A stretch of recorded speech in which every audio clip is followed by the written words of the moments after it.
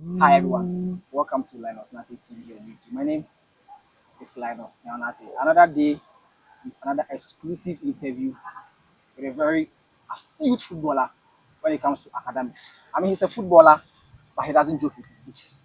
Let's go for a quick video. When I come, I introduce my guest to you.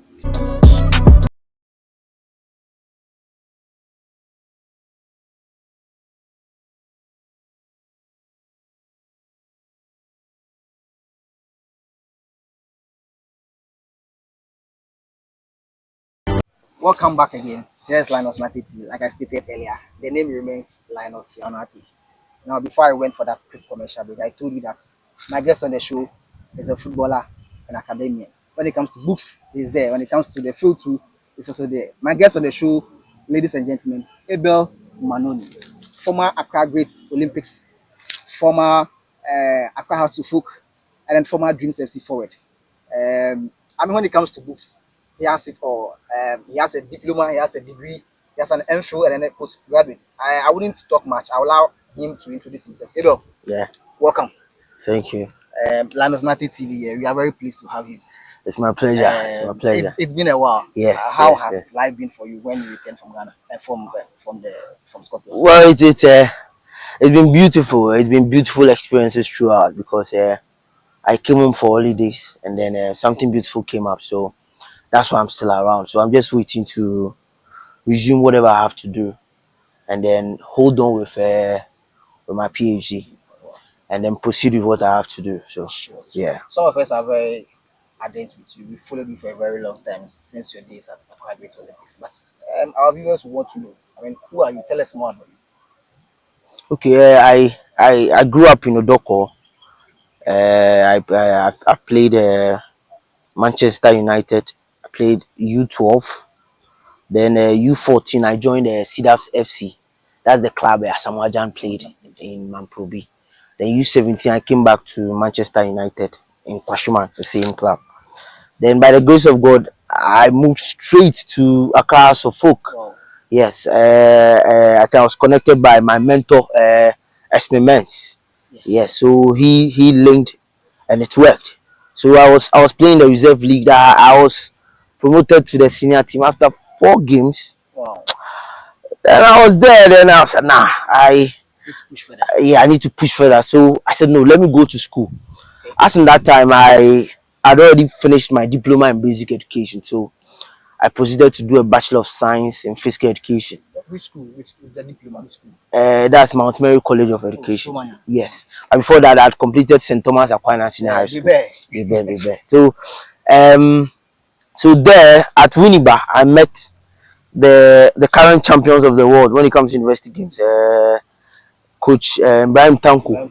Yes, he was the gaffer for the university. And coincidentally, I worked with him at a House of Folk for the short time I was in Heart of Folk. So it's really gelled. And I think he set the pace for my career. So by the grace of God, he was the destiny helper who had to shape my career path till now. So I really give thanks to him. So from there, from Winneba, level 200, I played a bit for Windy Professionals. As in that time, they were playing the Division 1 league. Yes, then level 300 and 400, he, Coach Ibrahim Tanko, linked me up to Kotoku Royals. So, but one beautiful thing about Kotoku Royals was that I wasn't training with them for all the 5 days because I was in school, looking at the course I was doing, the PE and sports studies. So I was joining them just once a week. So for the first season, I joined them in the second round. I think I played 12. I scored 4. Then level 400, which was my second season, I think I played 21 and scored 13. It's not bad. Yes, and from that episode, that was where I scored Olympics too, and that was where the Olympics connection came. So through Olympics, I captained Olympics for 2 years. And my first year, I was injured. After 10 games, I scored 5. Then I was injured. Then I came back after the injury. Then from Olympics, joined Dreams FC. Then played pro with the University of Stirling Football Club in Scotland. So that's a bit about me. Very, very beautiful journey, I must admit. But Mm. let's look at how you were blending um, football and then education whilst you were still at Winneba. I mean, how were you able to do that to the extreme that you were even a judge, the top scorer at the 2020 Busa Games at the University? And I was there myself, so Oh, I okay. watched your beautiful display.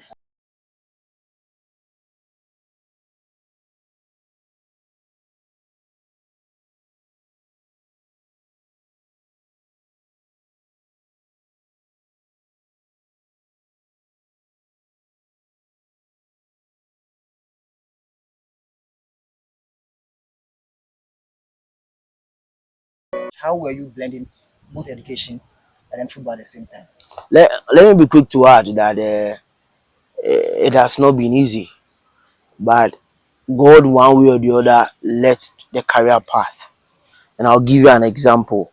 Which Division One club will allow you as a footballer that don't train with us for 5 days. Just come and train one day and play a game. It's very difficult. They will need Yes, your full commitment. yes. But by the grace of God, things worked like that. Then, when you look at physical education and sports studies at the University of Education and even UCC, it's both theory and practical. It's really intensive.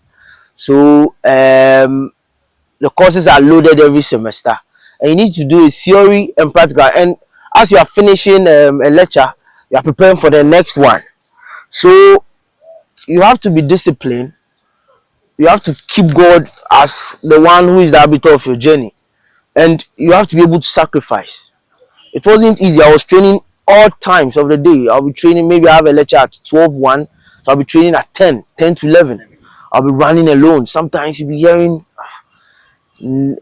negative gestures, but you need to keep going because I wasn't lucky up to now. I don't have a manager or someone who say, okay, Abel, go here, or I'm going to speak to this one on behalf. No.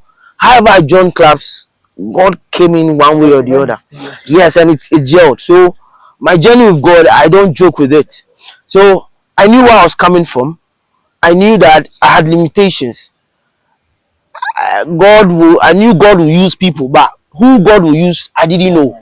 So I needed to keep working hard, study hard, and hold both forts because I've been saying it's all about longevity. It's not about now.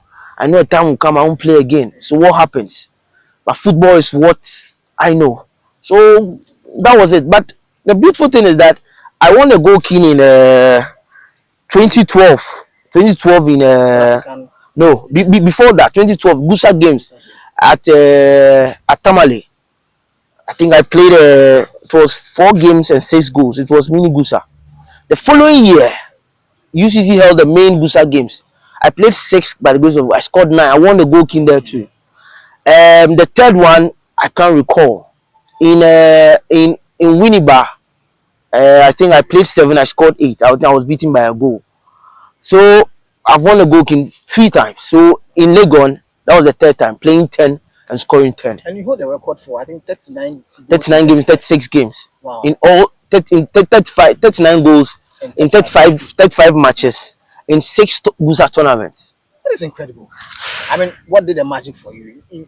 I mean, I see you as a very lethal forward when it comes to banging the goals, but how do you do it on the field of play? It's apart from God who tells me what to do, I always train extra because I know I'm not that striker who is with heights. I'm tall.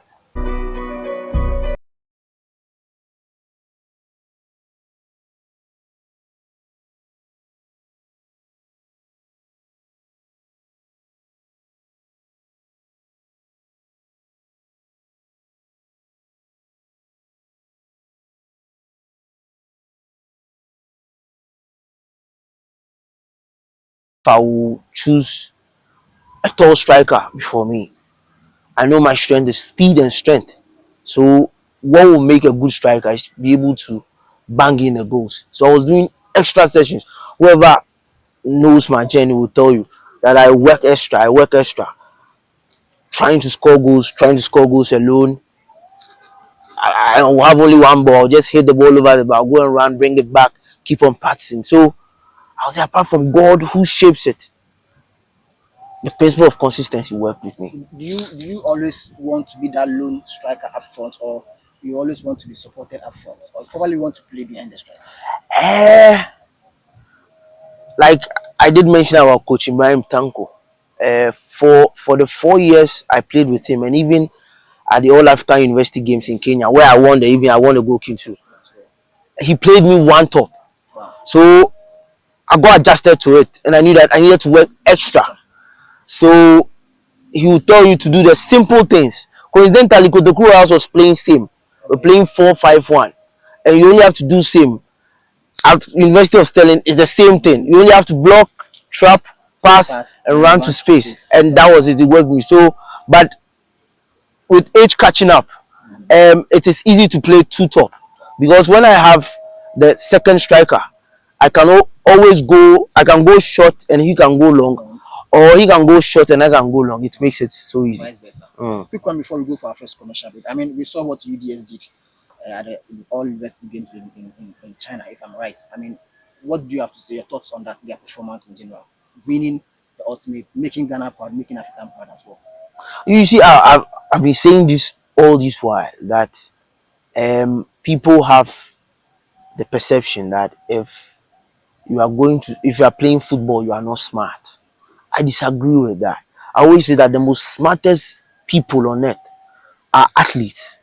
For example, football. Every footballer takes about 3 seconds to take a decision. After 3 seconds, you might miss the ball. And look at these people playing football. Looking at Ghana Premier League, Division 1, all the divisions. These are players who have got beautiful talent and all that. Now, when you look at the UDS team, most of them are in the Division 1. A few of them play in the Premier League. And these were players who were lured by Coach Ibrahim Tanko. He started this thing in Winnipeg, but I didn't really take it shape. But when he went to UDS as a sports director, he had total control of this. And he has been doing this for the last 6-7 years, where he gives scholarship to these boys, Wow. accommodation, everything. And when it comes to him, he himself started this university games, West African games, African games, world university games about 10-15 years ago. So he's really experienced when it comes to this, and he has worked with you have no idea the number of players he has worked with. So experience coming in, he himself is a very disciplinarian coach. He has his principles, and he doesn't look at players. If you don't fit what he wants, he takes you out and bring in players who listen. So it's purely dedication, it's principle, and the players knowing that this is my life, this is what I want to do, and that is what gave them the results they needed. Quick one before we leave. I mean, how true was this that after the 2020 Gusa Games at the West of Ghana, where you matched as a top scorer, you turned down an offer from a Bahrainian club? How true is that? Yes, because it's true. I think the move was lucrative, Very lucrative. very lucrative. Wow. But I keep saying I'm thinking about longevity. I've seen a lot of footballers who are struggling. It's not their fault. Yeah. They tried hard to make sure the society was okay. They give out everything. But today, in their downest moment, nobody's around them. These were the things I saw, and I was like, nah, MPhil is good. MPhil is good. So if I'm in my second year, I struggled throughout the first year, why would I put it down and then go and play football? I finished MPhil before I joined the University of Stirling, and I have no regrets about it. I'm still here with Abel Manomey, former Accra Great Olympics, former Dreams FC, and University of Stirling in Scotland. Like I stated earlier, when it comes to books, trust me, you can see from the way he speaks. Here is Linus Nati TV on YouTube. Do subscribe to the channel, like, share, and then keep dropping your comments as well. Abel, let's look at your days at Accra Great Olympics. I mean, that was where you had that spotlight where people really spoke well about you and how good you were on the field of play. I mean, you worked under former coach Gordon Trump, former Ghanaian international, and I read it from one of your posts that I mean, when the board presented you to him, he made mention that the board needs to give him a week to be able to assess you and then see how best you can fit into his team. I mean, those words, how did you take them and how were you able to make it really have a huge impact of you for you to become, I mean, that lethal person for Great Olympics during your 2 seasons to the extent that you even captain the side as well? There is something about me when I am starting a new challenge and it begins with things like that. It doesn't start so well. It gives me a good picture that in the end is going to be great. So when those words came up, I wasn't really bothered. I was doing extra because I asked myself if Kotoku Royals, by the grace of God, I train with them only once a week. I play 21 games. By the grace of God, I scored 13 goals. And if I'm with Olympic, as in that time, I was a teaching assistant at Regional Institute for Population Studies, RIPS, doing national service. So it was easy. But the training was okay. We were then undertaking research at we're looking at the schools around the coastal side. So when you get to the high court, there are schools, Jamestown area. So we're looking at those schools to see the impact of games, how it affects them coming to school. Okay. So in the morning we go and take our data, and then we quickly proceed, and then I'll quickly run to training. So I wasn't really scared. I knew it will come with a challenge, but I knew God didn't bring me to Olympics for just to disgrace me, but for names. Yes. So to be honest, before the first game against Ashanti Gold, I was not in the Gaffers first 11. Was it that you didn't impress him during the 1 week trial that he No. If you could recall in that time, he came with 11 of his players. They were really good. Bernardino of Mediama right now. Christopher Nete. David Amus is now with, I think, Golden Kings. I don't know whether he has moved to Dreams. Name it. Real good players. They were really good. So it's like a battle, and it was I think 6 weeks for the start of the Ghana Premier League. 2 days before the game, 2 days before our game against Ashanti Gold, that was where God started making things happen. I was scoring goals, and before he called the lineup against Ashanti Gold that early morning, that Saturday morning, I thought I was on the bench, so I was just relaxed. Then he named me in the game. Though we lost 3, I scored a consolation. I played 90. And the following Wednesday, we came to Omina Sharks. Within 13 minutes, by the grace of God, I scored 2. Wow.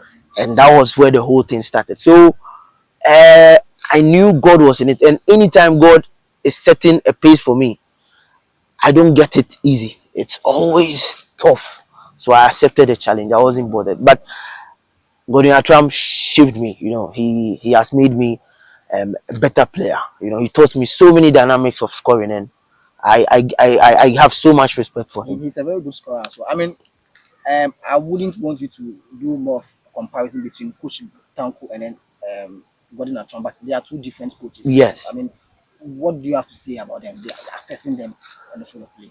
I think both of them have got different philosophies. Let me also give a big thanks to Coach Baba Ali. He was the gaffer at Kotoku Royals. He allowed for me to train once a week. It got to a time there was pressure on him from the management, from the fans in Oda. Because some of the town folks were in the team. They were all those strikers, but he didn't listen. He kept faith, and I was scoring goals. And for the 2 seasons I played, by the grace of God, all my last 2 goals, every goal I scored at the end of every football season was the goal that took the team from relegation. Wow. Yes. So he always uses it as a point to prove. Now, back to your question. Their philosophies are different. When you look at Ibrahim Tanko, he's from the north. The north, they play hard. Yeah, so he wants tough players. He won't, even if you are good, he won't let you know that you are good. He will close his eye on it. Fair, firm. And he wanted the hard way. Atram, because Atram had played, Atram was still playing when he was coaching us. So he had the blend of the old and the new. He had a bit of dynamism to it.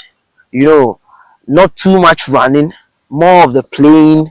Yes. But Tanko is more running, more. It's not more technical. You have to be fit, you have to be strong, and then the small details. So that's the comparison. I mean, I mean, you were with Olympics right from Division One. Unfortunately, fortunately for you, you had the opportunity to play in the Premier as well, and then the team got No, relegated. I joined them when You were they in they went to Premier. Premier, and Yeah. then you were still with them when they came back to Division One. Yes, But after 2 seasons, you left. I mean, was it that there were other offers that were still banging, or you were still I could pushing? recall the after the first season that I broke my tibia and fibula bone. I They asked if I wanted to leave. I told them no, I would want to stay, but they weren't sure whether I was healed fully. But during that time, I started the MPhil. So with the first year of the Busa games, I played five. I played 6 games. I scored 5 goals, and so that no, yeah. So I stayed, and then that was where they gave me the captain, and I played with them. That time we were playing the. There was a ban on the league. Yeah, COVID era. No, not COVID era. Anas. Unless it's So they were playing the normalization. normalization. So that was where we started the normalization and all that. Then it didn't keep long. Then the COVID era came up. Came up. Yes. So my contract had then finished. Okay. We were trying to speak about it. Then I had a call from Dreams. Yeah, and what Dreams offered was okay. Much more. And I felt I needed to move on. After 3 seasons, it's okay. And that was it. We are still here with Abel Manomey, former Accra Great Olympics, former Hattiful, former Dreams FC player. And my name remains Linus Sianate. If today happens to be the very first time you have seen this channel, I urge you to subscribe, hit the subscribe button, turn your notification on, and whenever we drop any content, being it sports, entertainment, lifestyle, you'll be the first person to get access. Abel, let's look at this.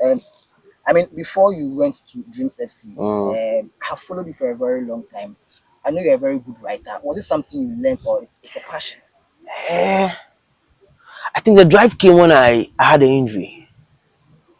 I had an injury, and when I had an injury, I had to be away for about 6, 7, 8 months. I was going through recuperation and all that. And when you are injured, there is boredom setting in. Yeah. You don't think you'll be depressed and all that. So I saw what I was going through. So I started writing this episode. I just wanted to write this episode about the life of a local based footballer. You know, So I started writing. The edge was trying to draw the picture to the world, to know what Ghanaian footballers go through in times of their distress, their hurt, the kind of experiences they go through. Maybe when you are really doing well and there are clubs chasing you. You are playing for clubs in Ghana. Today you are on the pages of newspapers. When your name is everywhere, you have the love and everything. Then before you see things change, you are clubless. You are not in the spotlight. People easily forget you. I just try to narrate the story. Then I saw the feedback was okay. So I started writing. So I read about 6 or 7 episodes of it. As in that time, so the writing pushed me to say, okay, then let me go and do the MPhil. The MPhil is more about research. Where I started delving into issues, speaking to people. Well, what people say oral tradition, speaking to people to tell them what have you gone through before, old footballers and stuff. So I was trying to kill boredom. Then the energy came up. Then I enrolled to do my MPhil, which was more research based. You have to keep writing, and that was that. How did you end up at this? Because I mean, during that time, you wrote much more on the Ghana Premier League. I mean, what it entails. I mean, like you stated earlier, the life of a footballer, and some way, someone we knew Kurt was also affiliated to Dreams at that time. Do you think that, I mean, those write-ups gingered him to make sure, I mean, give you a chance to be in his club? I I I will not know, but I think I sent him. I had done a research on something related to, and I think it was published. Yeah. I think I had an interview with Joy FM. Joy. Yes, so I shared what I have with him. He didn't reply. I think that 2, 3 weeks later, I did reply. So he asked me if I was. I told him yes. I just came out from the investigation. I think he also did his own 1 or 2 investigation about the games and all that. So he told me, "Oh, I want you to join Dreams FC." was like, okay. Last in that time, I wanted to go to Olympics. Olympics. But when I weighed the offer, Dreams Yes. offer was okay, and I felt that I needed to move. I think when the applause are high, you need to leave the stage, and that was it. So I was contacted by Kurt, the current president. That was how I joined So Dreams how FC. was that journey? You played for 2 seasons. No, just a season. How was it? You weren't scoring like you used to. Was that Well, a problem for you? well, the Dreams. Every club and its own politics. Every club and its own politics. But as a human, you always have to adapt so fast. Every club, you can't always be on the spotlight every time, and that's at Dreams FC. I had to understand that, because in Olympics, yeah, you were the spotlight. You are the captain. When you speak, people listen. Kotokruas, yeah, you were there. Winnie, but yeah, you were there. It's a whole world of it together, and you needed to adapt to it. I enjoyed every part of it, but it had its own politics, that's its own philosophy. So after a year, we sat down and it was okay. And then it was okay, yeah. Because I was also thinking about, yeah, well, I finished MPhil. I need to proceed, PhD, and looking at how things are, that place will help me. So I needed to move, and that was it.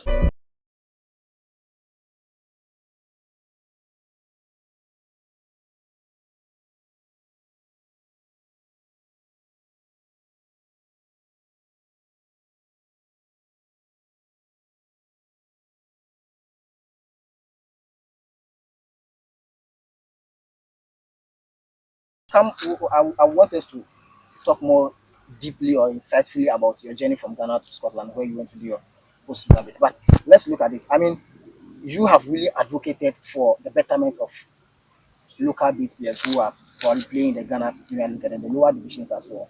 I mean, some few weeks ago, if I'm right, I mean, during the GFA Congress in Pram, where the GFA outlined some new policies with regards to the Ghana Premier League 2025-2026, where each club will receive 1 million as bonus throughout to the season, and then the winner of the Ghana Premier League goes home with 200 cities. I mean, what he touched on, another aspect was salary for the Ghana Premier League players, where he said the minimum should be 1,500 cities, and then 700 for Division One, and then the Women's Premier League. I mean, the general thoughts on that. I think I wrote an article on it, which has been published by, I think, Modern Report or something. Look, I think that's the best initiative. I know people are saying, well, the money is small. But are you aware that the 1,500 is bigger than the minimum wage of workers in Ghana? Yeah. But the minimum wage of workers in Ghana is 500 and I think 39 cities. So if a player is giving 1,500, Triple of that. yes, it's not bad, but I think it's for a start. Don't forget, the whole of Africa is only Nigeria. Nigeria was the country that started the minimum wage for footballers. Okay, but when you look at Nigerians income, I think the minimum wage for Nigeria, when you convert it to cedis, it's about 3,000, between 3,000 5,000 plus. Okay, so it's a good start.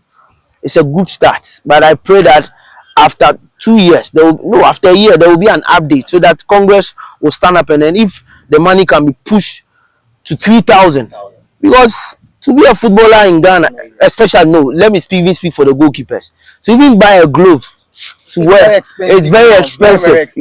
People don't have Yes, idea yes. Aha. So, and let me give thumbs up to the club. The club owners are doing so well. They are doing so well. So, if support will come for them to be able to move in line with what Congress have agreed, it will help footballers in Ghana. It will stop this player exodus. Players will be ready to remain and play. Yeah. Yeah, but walk us through your journey from Ghana to Scotland. I mean, how did it happen? What did you go there to do specifically? Studies and football. Yes. So after the Dreams FC episode, I felt that okay, so MPhil is good, but I needed to make a move. Why? In 2017, I recall I had an interview and I was asked, "What's your dream job?" And I said, "I want to be a lecturer." Someone asked, "Why a lecturer? Why not a coach?" I said, "Well, lecturer because when I look at how I started from 2012, started degree till now, it has not been easy. I never had any lecturer to tell me, don't give up, keep going. except Shaibu Tanko. Shaibu Tanko will make calls, will call people, say, oh, I want to ask permission for Abel, so that Abel will not be here at a particular time. Shaibu Tanko, even when we're training in Lagos, preparing for the university games in Kenya, will have to make a few calls standing for me. Wow. Apart from him, I didn't really meet anybody who told me don't give up, keep going. I have in my mindset, I believe that there are thousands of people in the universities who are like me, who want to play football and go to school. Some easily give up because of how tedious it is in the university and trying to add football to it. Only minute of these people are combining both. So I said I want to be a lecturer. So when I can give hope to thousands of players, okay, who want to take up academia and football. Fine. So I started looking out for universities. And there is this live score app that traces games and stuff. So I saw the Scotland Lowland League and I saw Edinburgh University. I quickly went to check and I saw that they were good when it comes to sports in Scotland. But on the league, there's a school, the University of Stirling, it was doing far better than yes. So I quickly checked. I looked at what I had to do, and then I had to get a supervisor who will look at my thesis area. And my thesis area was basically looking at job satisfaction among home-based footballers in the Ghana Premier League. Now, this work has already been published. I did the first one, looking at clubs in the Greater Accra region. So the next one was to look at the whole clubs in the whole. I was lucky I had a lecturer who wanted to push it. And that was how the dream came. So I did, based on what the kind of league they were playing, it gave me enough energy to say, no, let me push for this. And that is how it happened. And by the grace of God, it was something else. And the course, I mean, is it sports studies was Sports also studies. in aligned with whatever your MPhil and MPP Absolutely, because my MPhil was in physical education and sports studies. So yeah. Wow. So how was I mean, if you had the same journey from Ghana, I mean, playing football and then still being in the classroom as well, University of Stirling in Scotland, you did the same thing. So how was it so different from what you experienced in Ghana? Yes, I will say that God helped in the preparation. Why am I saying that? I'm saying that because you needed to sacrifice. Okay, we were training 3 times in a week and going to gym 2 times because of our education. All of us were students. We Okay. played for free. Wow. Nobody paid. You were not paid for anything. So um those days we were playing our games on Wednesdays and Saturdays. Normally the cup games were on Wednesday and Saturdays were for league games. So Wednesday, when there are no league games, when there are no cup games, then what I was doing in the past will come up. I was training extra. So it's like a paradigm shift. Continually doing the same things all the time. Let me give you an example. So when I was in Winneba, I was working and going to school and playing for at the same time. Wow. So I had cones at school, I had cones at home.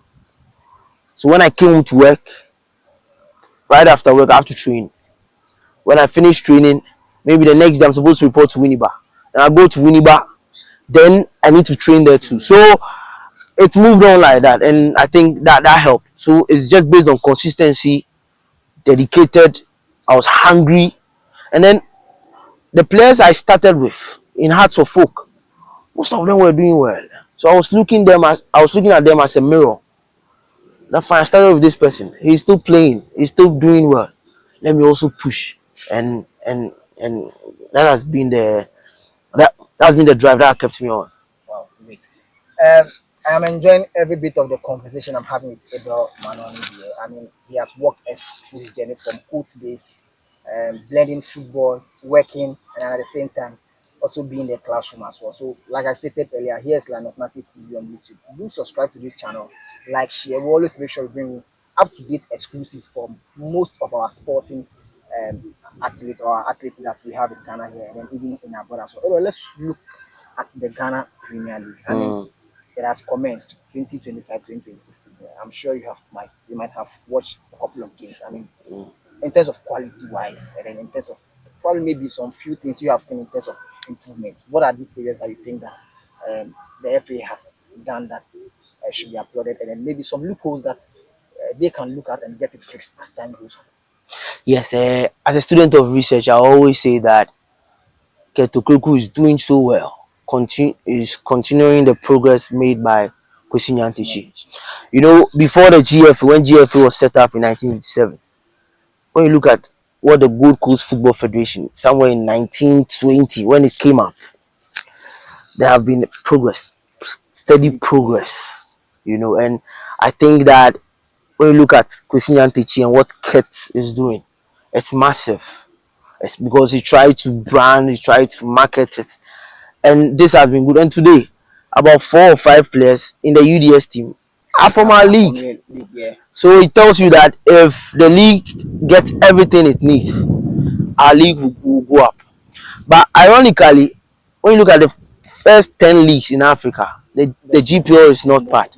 And I think that that is where we need to push as a country. I think with Asante Kotoko progressing to the Confederations Cup, with what Dreams did and with what Mediama did, I think gradually we'll move. So I would say that it's massive. We are churning out young players. Teams are looking for young players. Right now, the old players are dying out, which the old players don't even agree because they also feel that no, though they are playing, but the standards are still low. Because some of the games that the standards are low, but some of the games that the standards are really high. So I think we can give thumbs up to the GFA for how they started the league, and we hope that the league will go on as planned. There will be no break and all that, and we hope when Ghana qualifies to the World Cup, most of the local home-based players will be called up. Yes. I mean, Abel, we look at the league and then we see that some of these players, after playing for a very long time in the local league, I mean, some are not fortunate to get an opportunity to move out of Ghana. Some get, and then within some few months they are back, and then they have to restart all over again in the Ghana Premier League. I mean, there are some few occasions that some have to go through tough times to one way or the other go to social media and then seek for fans or appeal for fans. I mean, what do you think that has been the problem that some of these players fail to do? Probably not because it is their fault, but there's this thing that they need to do, but they are failing to do, and some of them find themselves in such unfortunate circumstances. I think it's the career transition.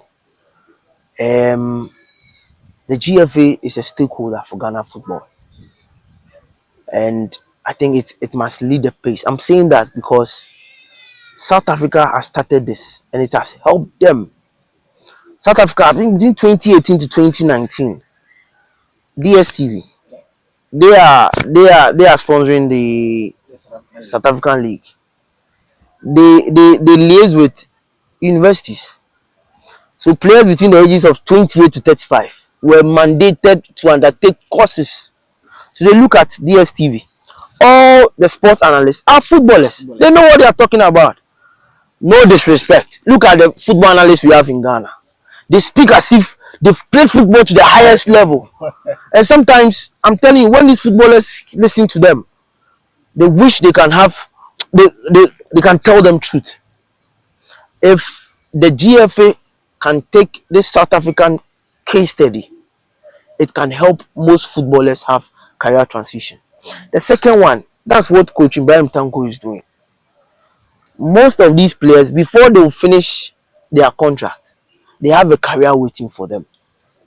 Let me tell you this today. I haven't gone back because, by the grace of God, I've gotten a lecturing job. So in January, I'm going to start lecturing at the University of Ghana as a lecturer. We'll go more into that. Right. So I have a career because this is what I chose. So if the transition is there, where players will not only go through a particular course. Now, what the GFA is doing, which is very good, is coaching, goalkeepers coaching. So I see a lot of people who are trying to leave quickly start doing their badges. So before they expire from the system, they're already coaches, which is good. But let us look at the other aspects. I saw the NSA did a sports management course I think it's also a good step. But let us look at the other aspect: physiotherapy, other Other areas of sport. other areas of sports, which are very important. So I think so so many so many of the countries are starting this, and if there will be a career transition for players, these things will not see them. It's unfortunate when I see players who were once household names. They played bigger clubs in Ghana. They made names, and today things are tough for them. It shows a reflection of what the present and the future can be, and this is one of the reasons why I, throughout everything of my life, I said I'll go to school. Go to school. Mm. You go to school. I mean, it is something you have studied that you do, and God being so good, I would say you are almost there. Mm. I mean, how would you assess somebody who feels like, oh, academically, you're good, I'm not too good, so I won't push myself when it comes to education. I believe my talent alone as a footballer will push me to that apex in my career. I mean, what do you have to say to that young footballer? There?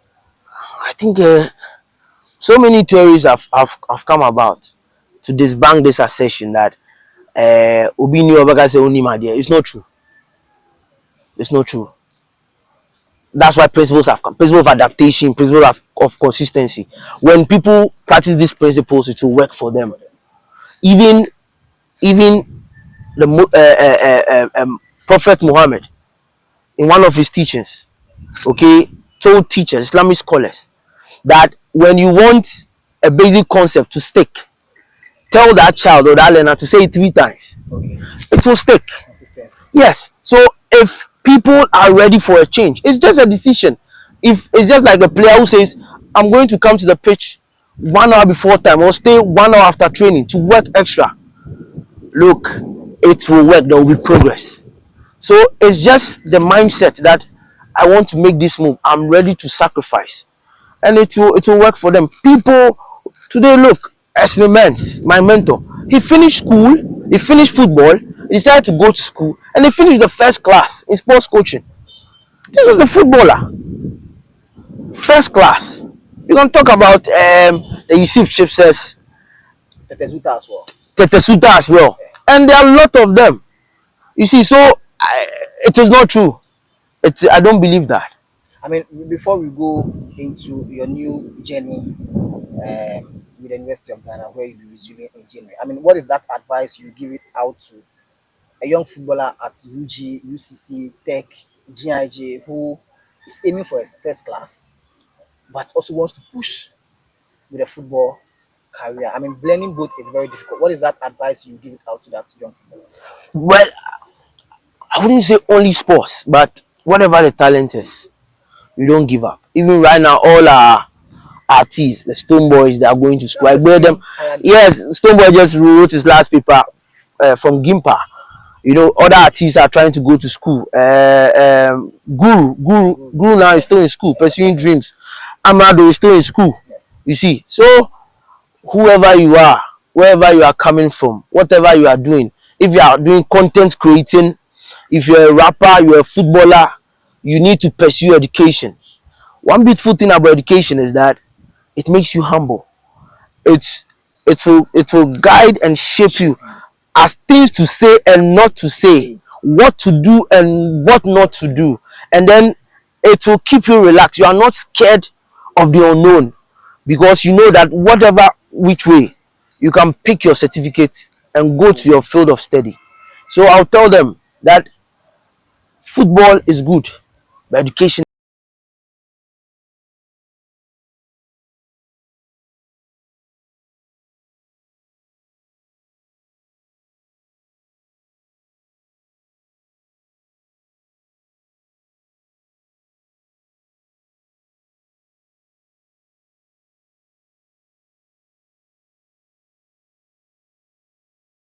So football is very good, but education is very priceless. I mean, an amazing quote from Abel Manomey as well. So I'm still here with the former Accra Great Olympics. Very soon the interview will come to a closure. So here's Linus United TV. Do subscribe to the channel, like, share, and then drop a comment as well. Our next set of questions, and then we'll have to probably draw down to these questions. I mean, very soon you'll be starting your new job with the University of Ghana, I mean, walk us through how would the whole scenario be like? Will you still be lecturing and then still come back to the field to play? To be honest, I've been receiving lots of contracts, some from African countries and some from Asia. Wow. And when I look at the money is good, but I keep asking myself, for how long will I keep playing? Is an M full enough? I don't think so. At the University of Stirling, the fees is high. You pay £17,000 a year. It's not easy trying to fund your education. Yes. So if by the grace of God, God presents this opportunity for you to become a lecturer at this age whilst you are still active, I decided to take it. And it brings back to what was published in 2017 about what my dream job was to become. And I said I wanted to become a lecturer. So this is a pathway for me to share that story, to encourage someone in the lecture room. Probably maybe he trains extra before he comes to class. He's doubting whether will things be okay. I can give him that hope that we went through this from 2012 till now, and God has made us who we are. It is possible. So I'm happy. I'm happy. I'm going to do this. So currently, I don't know what the future holds, but I'm happy with what I'm going to do.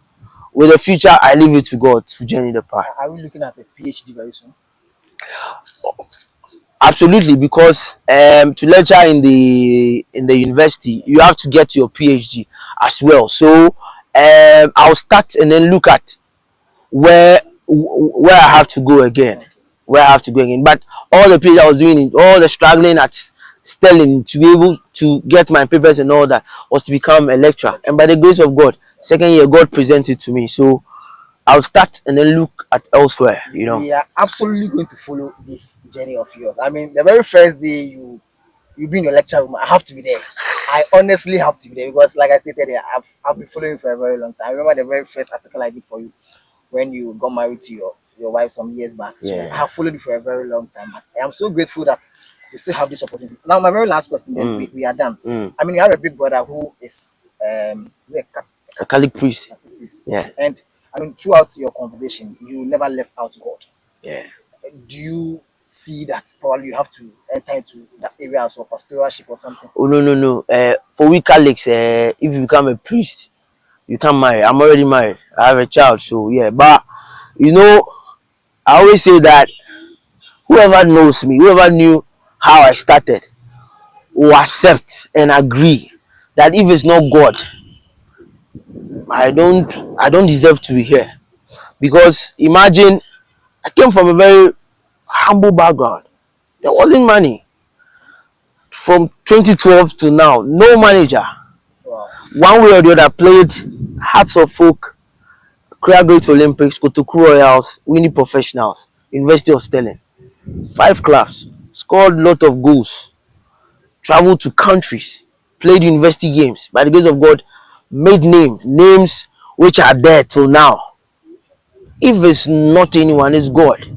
And coming back from injury after breaking a tibia and fibula bone, where I was at the apex of my career, people thought it's finished. Close friends asked, "Are you still playing?" I said, "Well, I am not giving up." And even how I even got the lecturing job, probably maybe one day I'll tell you. Yes, you know, it's all about God. So my life is all about God, and I keep telling people I meet that when you decide to let God take the lead, there will be troubles, there will be hard times, but that is your preparation and it's your season. And he said in Psalms that after you suffered for a while, when you suffer for a while, he himself will strengthen you. So suffering is part of the journey. Yes, so I know it. So that's why God is everything. Yeah. In everything, God first. Maybe we are leaving. My very last question. I know it's a bit controversial, but you need to hit the nail right on the spot. I mean, officially, have you hung your books? Your books? No. Let me use this platform to thank big family of true democracy. the bank ruler, Alhaji Nero, No. and then Coach Lukman and his technical team. They've supported me. They've supported me throughout. When I came, I've been training. I still train with them 3-4 times in a week. You know, 3-4 times. I've been trying to keep shape. Like I told you, I was keeping shape, so I'll join my club for pre-season, and then The opportunity the came. opportunity came, which I've accepted. So currently, I'll start the work and see. Probably I'm available if January transfer. January transfer if a Premier League or Division One league comes up, or even if through the most says why not we can because right now they are more of a family now, and when I'm with them, I feel part of their success as well. Thank you very much. Abel, your final words. I mean, any words of advice for, I mean, every footballer, every person out there Well, watching you. before I say anything, I want to thank my family for the massive support for my upbringing, to coaches who have held me in this journey, most especially Ibrahim Tanko Babali. If you're a coach, I've not mentioned your name, forgive me. Atram as well. Godwin Atram, Coach Dormon, Yeah, Wilfredo. massive, you know. Then a few friends, I have few friends. My circles are small, you know, and they know themselves. I just want to thank them for the love and the support. Without them, I wouldn't have come this far. And to the young one watching me, or to anyone watching me, if you feel like giving up in life, do not give up. God is not done with you. You have to take a decision that you are going to journey with God. Whatever you are doing, you have to work extra than any other person, and be patient with yourself and know that when the time is up, God Himself will open a door for you. So these are my last words. Don't give up, keep going. It's just seasons. When God's own season come, the whole world will see you. Yes, so don't give up. Some of us, it has been very tough, but we keep going, we keep pushing. I mean, because we know once we put God first, everything will surely become a success. I mean, thank you very much for subscribing. Thank you very much for liking and sharing our videos as well. My guest on the show was Abel Manomey, former Accra Great Olympics, former Hearts of Oak, former Dreams FC. He went to University of Stirling in Scotland as well to play. And then, like I stated earlier, I mean, aside being on the field of play, he's also a very good person when it comes to the books and academia as well. Like he stated in the interview that soon he'll be starting a new lecturing job at the University of Ghana. So we'll be monitoring his progress and then we'll see how we can also bring up to date exclusive from Abel Manomey's camp. My name is Lionel Sianati, and today this is where I draw today's curtains on today's show. Thank you very much for watching. Bye bye. Bye.